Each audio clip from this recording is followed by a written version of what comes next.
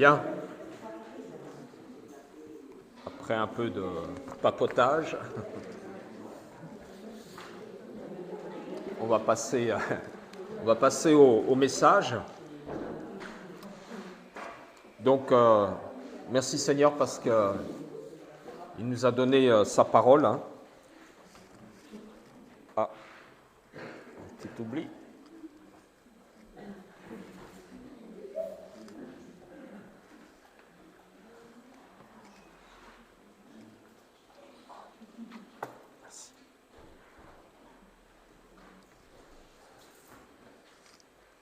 Merci à Paul Estra d'être passé dans les rangs. Comme je disais, merci Seigneur parce qu'il nous a donné sa parole. C'est ce qui nous conduit là aussi ce matin et ce qui nous rassemble, être devant sa parole et puis l'entendre, la lire ensemble aussi. On a déjà lu quelques versets ce matin aussi dans les psaumes, ça nous fait du bien, ça nous encourage et ça aussi, ça nous édifie. Ça nous rappelle aussi que nous sommes peu de choses, mais que Dieu nous aide et Jésus nous accompagne. Je vais prier juste avant. Seigneur Jésus, nous te remercions pour ton sacrifice. Nous venons de nous rappeler, de commémorer, Seigneur, ton sacrifice à la croix, ton sang qui a coulé pour nous. Et tu l'as fait parce que Dieu l'a voulu, Seigneur. Et c'était le moment où ce sacrifice devait avoir lieu, il y a bientôt 2000 ans.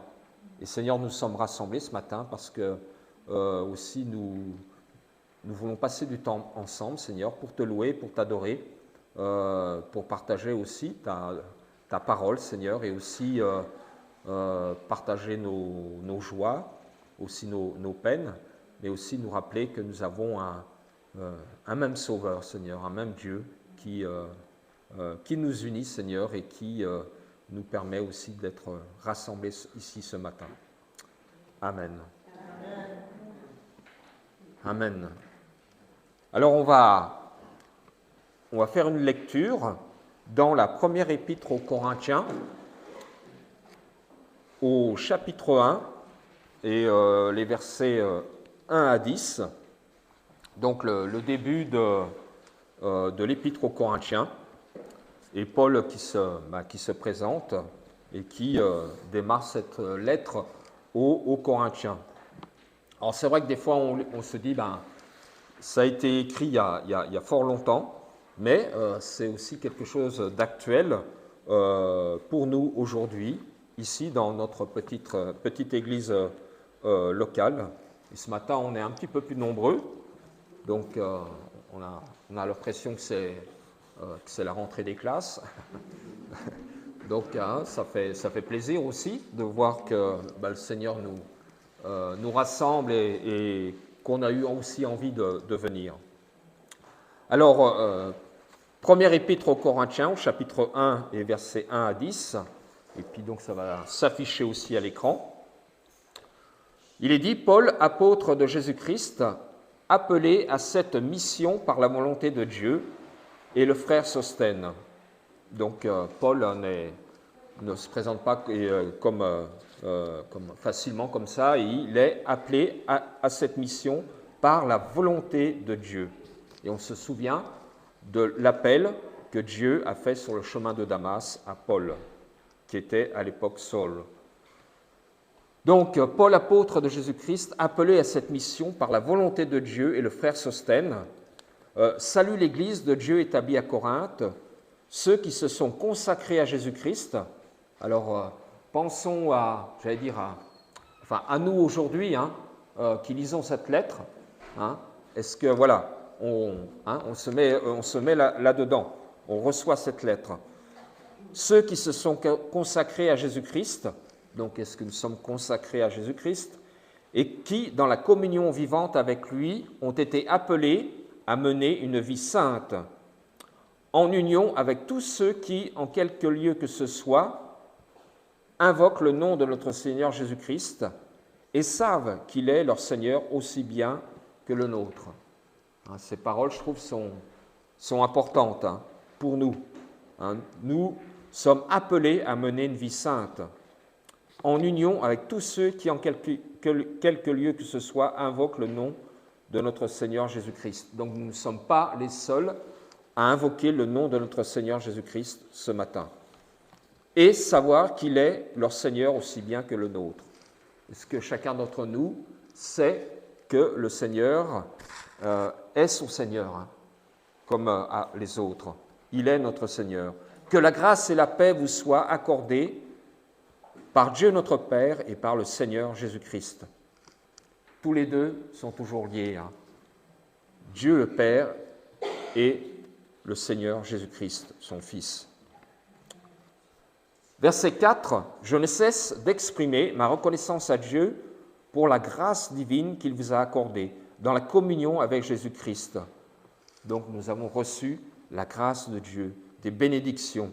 Je le remercie pour toutes les richesses et les bénédictions dont il vous a comblés. Donc ensemble, nous avons des richesses et des bénédictions. En effet, dans la communion avec lui, hein, c'est rappelé encore, dans la communion avec lui, votre pensée s'est considérablement enrichie, votre connaissance s'est élargie, votre compréhension de la vérité s'est approfondie. Vous avez reçu son enseignement et le don de le communiquer à d'autres. Donc peut-être que dans ma version, c'est un peu plus, comment dire, dans le français courant, hein, un peu plus élaboré, où il est donné plus de termes qui sont actuels. Dans la communion avec lui, notre pensée s'enrichit, notre connaissance s'élargit, notre compréhension de la vérité s'approfondit. Vous avez reçu son enseignement et le don de le communiquer à d'autres. Vous voyez des richesses que nous avons en Jésus-Christ, en communion avec lui. Ainsi, ce que nous avons dit en rendant témoignage au Christ, lorsque nous étions chez vous, s'est trouvé confirmé par votre expérience. Donc il n'y a pas simplement le fait d'entendre, de lire, mais aussi notre expérience personnelle, la mise en pratique de ce que nous entendons. La prédication du Christ a été revêtue de tant de force et elle a trouvé un terrain si favorable qu'elle a plongé de solides racines en vous. Donc, nous avons de solides racines. En ce qui concerne les qualifications spirituelles, vous n'êtes donc pas défavorisés par rapport aux autres églises. Hein, il ne faut pas non plus se défavoriser ou se dire que nous avons moins que les autres. Dieu donne autant à chaque église et à chaque membre de notre église, comme il veut. Car il ne vous manque aucun don de la grâce en ce temps d'attente de la révélation de notre Seigneur Jésus-Christ. Nous sommes dans un temps d'attente de la révélation de notre Seigneur Jésus-Christ. Enfin, j'allais dire pour nous chrétiens. Les autres, ceux du monde, ont bien d'autres soucis ou attendent certainement bien d'autres choses que le retour ou la révélation de notre Seigneur Jésus-Christ. Avec joie et confiance, vous regardez vers le jour où il apparaîtra et se manifestera publiquement. On dit ça entre nous. Imaginons qu'on dise ça à l'extérieur. Peut-être on serait pris pour des illuminés. Hein. Savoir que Jésus-Christ, mort il y a 2000 ans, est encore vivant et que nous attendons avec confiance le jour où il apparaîtra et se manifestera publiquement. Publiquement, hein. Donc il ne se manifestera pas qu'aux chrétiens, mais tous sauront que Jésus-Christ est revenu et que c'est son jour. Lui-même, d'ailleurs, jusqu'à ce moment-là, vous donnera force et persévérance jusqu'au bout. Force et persévérance. On a marqué persévérance. Chaque jour, il faut de la persévérance. Peut-être ceux qui nous ont précédés dans la foi ont eu besoin de force et de persévérance en attendant le jour du Seigneur qu'ils n'ont pas encore vu. Et nous aussi, eh bien, nous attendons ce jour du Seigneur. Lui-même, d'ailleurs, le Seigneur Jésus-Christ, hein, c'est le Seigneur Jésus-Christ qui vous donnera force et persévérance jusqu'au bout. Il se portera garant pour vous. Vous n'aurez alors à redouter ni accusation ni reproche au jour de son retour. On est dans la joie de savoir cela. Hein. Il est garant pour nous. Hein, quand quelqu'un prend un loyer, on se porte parfois garant.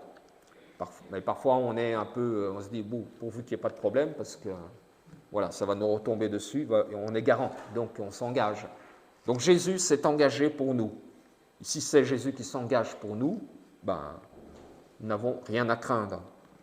Vous n'aurez alors à redouter ni accusation, ni reproche au jour de son retour.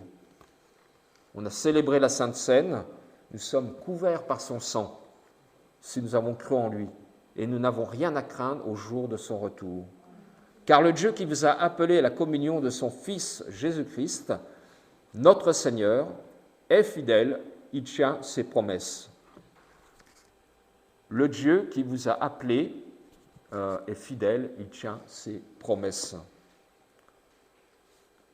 Donc nous sommes rassurés quant à notre condition sur cette terre en tant que chrétiens. Nous avons tout reçu de la part de Jésus-Christ. Et c'est l'apôtre Paul qui le déclare, lui qui est apôtre et la mission qu'il a reçue de Dieu. Il ne se déclare pas lui-même apôtre, il a reçu cette mission par la volonté de Dieu. Et Paul s'adresse à nous aussi aujourd'hui, à l'église de Corinthe, mais à nous aussi en particulier aujourd'hui, à notre église ici, rue Gauthier, et certainement à toutes les églises qui sont sur cette terre. Qui se trouve dans cette église? Les sanctifiés en Jésus-Christ, des termes qu'on trouve dans ce passage et ailleurs aussi, les sanctifiés en Jésus-Christ, les saints aussi, ceux qui invoquent le nom de notre Seigneur Jésus-Christ. Nous sommes saints, nous invoquons aussi le nom de notre Seigneur Jésus-Christ. Est-ce qu'il est votre Seigneur? Voilà, je ne connais pas tous ceux qui sont rassemblés ici dans ce local, mais voilà, je peux vous poser cette question. Est-il votre Seigneur? À l'époque, Corinthe, c'était une des villes les plus corrompues qu'il y ait jamais eu. Et pourtant, il y a eu une église. C'est un prodige de la grâce de Dieu. Hier, à la fin de la répétition avec Marcel, on échangeait un peu, puis avec Dorothée, sur des questions qui sont actuelles. On parle du genre, on a parlé de sites pornographiques qui sont facilement accessibles. On a parlé de nos enfants qui ont, et même beaucoup plus jeunes, nos enfants sont déjà plus âgés, mais je pense à Paulestram et d'autres, qui peuvent avoir accès à des choses qui nous étaient interdites. Et voilà, on a un exemple de la corruption actuelle dans notre société. On parlait aussi d'affichage aussi dans les abris de bus ou ailleurs, sur des séries un peu qui passent sur Netflix, qui sont un peu qui nous font aussi peut-être du mal, nous aussi en tant que chrétiens, de voir cela, enfin en tout cas qui n'honorent pas notre Dieu. Mais voilà, petit à petit on avance et les choses sont banalisées dans notre société. La corruption se banalise. Que nous soyons réunis ici ce matin, c'est un prodige de la grâce de Dieu. Quand je vois tous vos visages, je dis merci Seigneur parce que voilà, on s'est levé, on a eu l'intention de venir ici ce matin pour louer, pour chanter, pour entendre la parole de Dieu. Je vois la maman aussi d'Arbienne qui est là, donc ça fait des milliers de kilomètres depuis là où elle habite, donc voilà. Mais grâce à Dieu, je vois Bruno qui est là aussi ce matin, d'autres qui ont des problèmes de santé. Il y a quelques masques qui sont ressortis, mais voilà, c'est les difficultés de la vie. Que nous soyons réunis ce matin est un prodige de la grâce de Dieu. Et Dieu a envoyé parmi nous des hommes fidèles qui nous ont enseigné. Souvenons-nous aussi de ceux qui nous ont apporté la parole de Dieu depuis que, l'apôtre Paul a écrit cette lettre. Que la grâce et la paix nous soient données par Dieu notre Père et par le Seigneur Jésus-Christ. Dieu notre Père et par le Seigneur Jésus-Christ. Est-ce que nous rendons grâce à Dieu pour tout ce qu'il nous a donné dans notre Église, pour tous les dons, les ministères? Des fois, on remercie Dieu pour des choses qui sont peut-être lointaines ou superficielles, mais il est bien aussi de remercier Dieu pour ce qu'il a donné dans notre Église, pour les dons et les ministères. Les croyants de Corinthe ont puisé dans les trésors de Jésus-Christ qui les a comblés de dons spirituels. C'est ce qu'on a lu au verset 5 et au verset 7. Notre pensée s'est considérablement enrichie, notre connaissance s'est élargie, notre compréhension de la vérité s'est approfondie. Ça, c'est ce que j'espère pour chacun d'entre nous, de comprendre davantage la vérité dans la parole de Dieu, de recevoir son enseignement et aussi encore de le communiquer à d'autres. Et puis, un tout petit peu plus loin, en ce qui concerne les qualifications spirituelles, au verset 7, nous ne sommes pas défavorisés. Il ne nous manque aucun don de la grâce en ce temps d'attente de la révélation de notre Seigneur Jésus-Christ. Il ne nous manque rien en Jésus-Christ.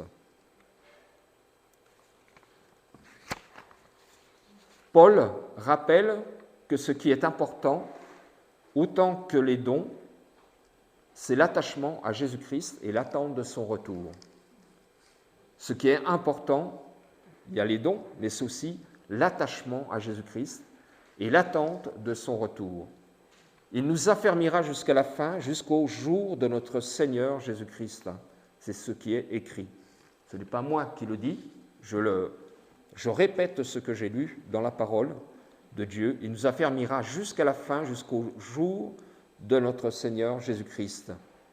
Et verset 9, « Car le Dieu qui vous a appelé à la communion de son Fils Jésus-Christ, notre Seigneur est fidèle, il tient ses promesses. » Il tient ses promesses.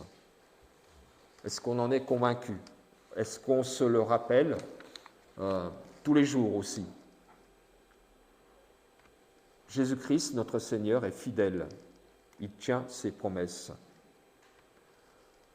Et puis dans Philippiens chapitre 1, verset 6, il est dit « À cause de votre attachement à l'Évangile, celui qui a commencé cette bonne œuvre en vous l'achèvera au jour de Jésus-Christ. » Celui qui a commencé cette bonne œuvre en vous l'achèvera au jour de Jésus-Christ. Dieu a commencé une œuvre en nous, il va l'achever au jour de Jésus-Christ, lorsque nous serons rendus parfaits, lorsque nous serons rendus à son image. Et puis Dieu n'entreprend pas une œuvre pour la laisser inachevée. Dieu a fait la création, il a fait tout parfait. Il n'a pas fait une ébauche, ou il n'a pas fait à moitié le ciel, ou à moitié les étoiles, ou à peu près l'homme ou la femme. Il a dit que tout était parfait. Dieu n'entreprend pas une œuvre pour la laisser inachevée. Et pour nous, ça continue aujourd'hui en 2023. Le mot d'ordre de l'apôtre Paul pour nous est que vous soyez bien unis, que nous soyons bien unis. Ayez un même langage, un même sentiment, un même avis. C'est parfois compliqué d'avoir un même langage, un même sentiment, un même avis, c'est compliqué. Mais c'est possible par le nom de notre Seigneur Jésus-Christ. Ce n'est pas possible de nous-mêmes, mais c'est possible par Jésus-Christ. Il est dit aussi dans Romains 12, verset 3, l'apôtre Paul nous dit « À cause du don que Dieu m'a accordé dans sa bonté, je le dis à vous tous, n'ayez pas une opinion de vous-même plus haute qu'il ne faut. » Ça aussi, c'est l'orgueil, d'avoir une opinion de nous-mêmes plus haute qu'il ne faut, et puis se croire plus haut que les autres. Ayez au contraire des pensées modestes, chacun selon la part de foi que Dieu lui a donnée. C'est une bonne recommandation de l'apôtre Paul et de notre Seigneur. Ayez au contraire des pensées modestes, chacun selon la part de foi que Dieu lui a donnée. Et puis, entre nous, il est dit, Éphésiens au chapitre 4, verset 2, « Soyez toujours humbles, doux et patients. » Ça fait beaucoup ça. Hein. Humbles, doux et patients. Supportez-vous les uns les autres avec amour. Donc voilà, c'est un programme important et quelque chose à pratiquer et difficile à mettre en pratique aussi. Soyez toujours humbles, doux et patients. Supportez-vous les uns les autres avec amour. Et puis encore dans Romains